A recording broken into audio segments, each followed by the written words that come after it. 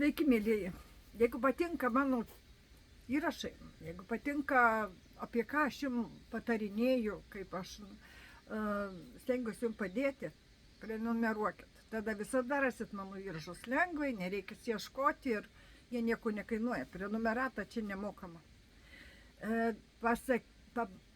Patarsiu, kaip lengvai užmigti.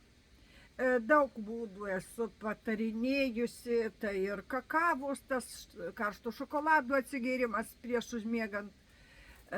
Dar yra vienas tikrai labai veiksmingas, veikiantis per akupunktūrinius žmogaus taškus.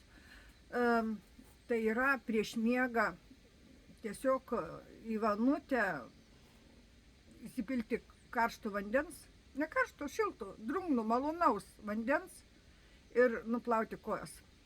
Galima ten truputį druskos dėti, jeigu reikia tą, nuimsit nuovargį geriau ir pradezinfekuosit prakaito poras.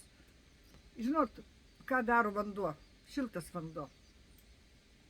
Jisai paduose, kaip delnuose, yra visi akupunktūriniai taškai, visas kūnas, visi organai, absoliučiai. Tai yra refleksogeninės zonos. Tai yra viskas, ko reikia žmogui atsipalaiduoti, sušildyti tuos akupunktūrinius taškus.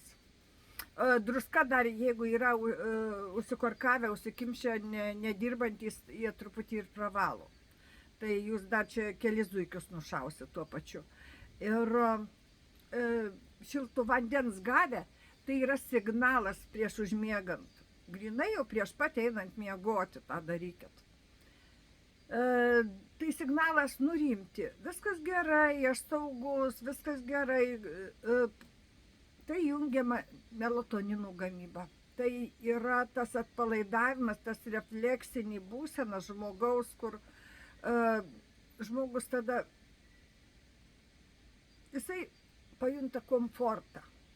Eina signalai į smegenis, į visas hormoninės liaukas, į visus organus, ta tokia palaimos, ta tokia šilumos, ta tokia banga praeina per visą kūną. Padai aplamai yra labai jautri vieta ir vaikštant basam po žolę, po smėlį kažkur, tai jie labai reaguoja ir tikrai gerai padeda. Tai čia va, vienas iš tų būdų, kaip geriau užmigti. Bus miegas gilus, sveikas ir dar jeigu kakavos išgersit, tai iš vis padės. Gero jums poilsio, mylėjai. Ilsėkitės. Poilsis reikalingas labai žmonėms. Dėkui už laikus.